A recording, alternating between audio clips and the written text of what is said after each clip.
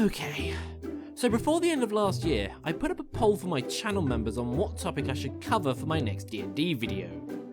The option they chose was another tale of woe from the dreaded Sacrius campaign, that I like to refer to as the Mind Flayer incident. I was kind of hoping that the response to Zbashu would be an option to win, but I kind of have to honour the vote, don't I? Anyway, this particular tale of woe takes place in the good old Runic Knights campaign, but fairly close to the start. Back then, there were only 4 of us, that being me, Keem, Thal, and Red. Bear in mind, I was still really inexperienced when it came to D&D at this point in time, having none of the rulebooks or any real knowledge on where to look up information.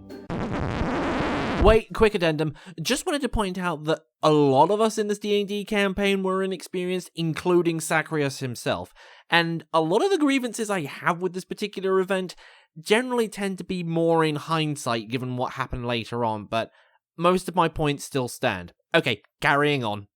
Our story begins like many stories do in D&D, in a cave. I can't quite remember why we were there. I think it was something to do with chasing someone or looking around for something, but I can't be bothered to go back and look through several hours of recorded streams just to find out. All you need to know is, it involved the Mind Flayer. After we had done some simple dungeon delving, we came across a portal that led us to a village of ogres. This is where Thal got his treasured used sock. Don't ask.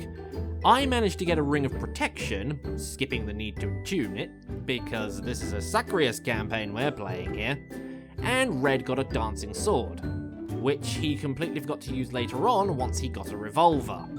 As we were about to leave, we suddenly got approached by an ogre trying to sell us tinfoil hats, whilst spouting crazy conspiracy theories.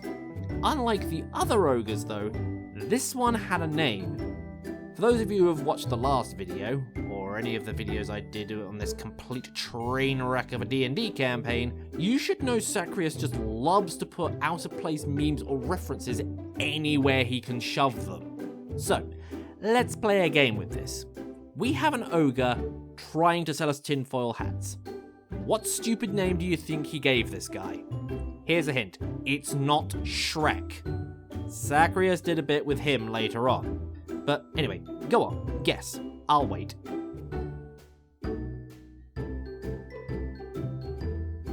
Did you come up with an answer? Okay, here's what he called him. Sacrius had named this character Alex Stones. If you said Alex Jones, then you were pretty much right on the money anyway.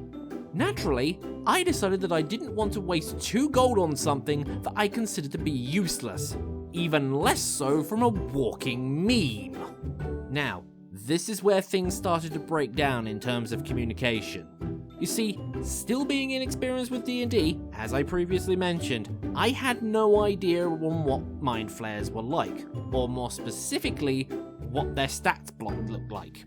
I was more under the impression that they used mind control and other manipulation-based spells, so I was convinced that my protection from evil and good spell would be enough to help us, or at least prevent Thal from being charmed. And this wasn't because Thal had a low intelligence score, but because Thal is a horny bastard and this particular Mind Flayer that had been following us was female, and had huge boobs, despite the fact that there aren't technically any female Mind Flayers because they don't have a concept of gender and reproduce asexually. After a bit more faffing about in the cave, we eventually found the female Mind Flayer, with the big titties, and 3 guesses on what we had to roll for next.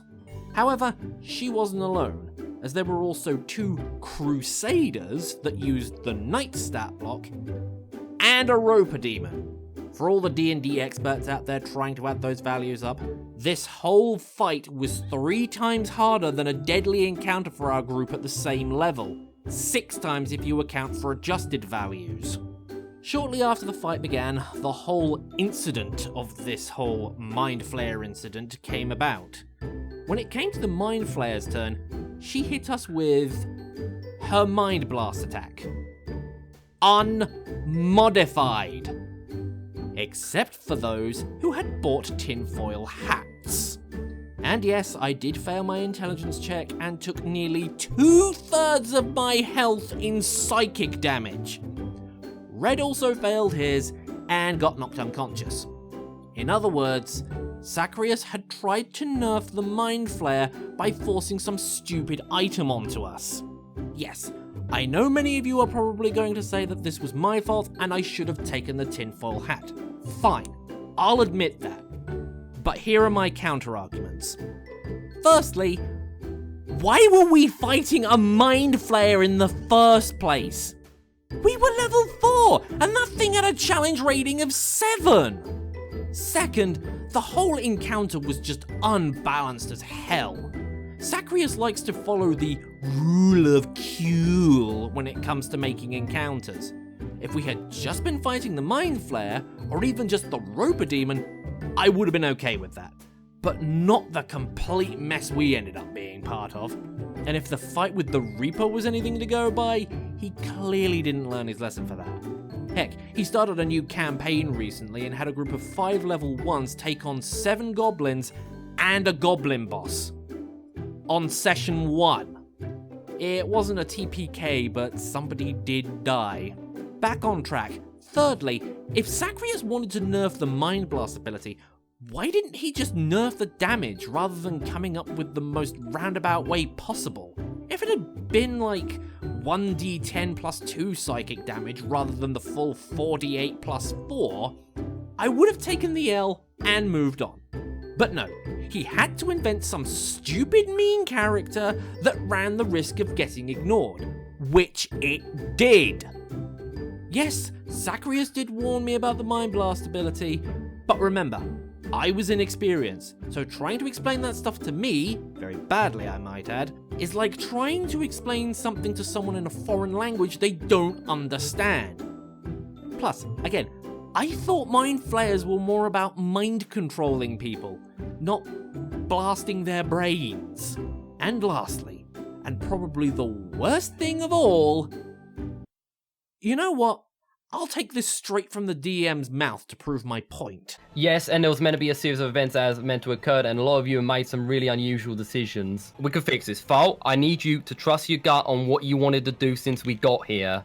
In other words, Zacharias had been banking on Thal to do something to counteract the Mind Flayer being there. This is like basic DMing 101. Never assume your players will do what you want them to do.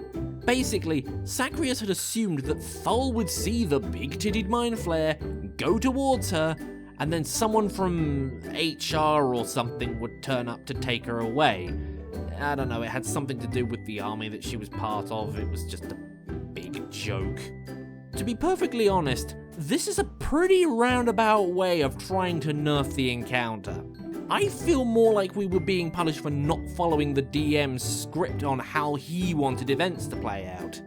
Needless to say, next session was pretty much us just fixing the issues we had, i.e. doing what Zacharias wanted to do.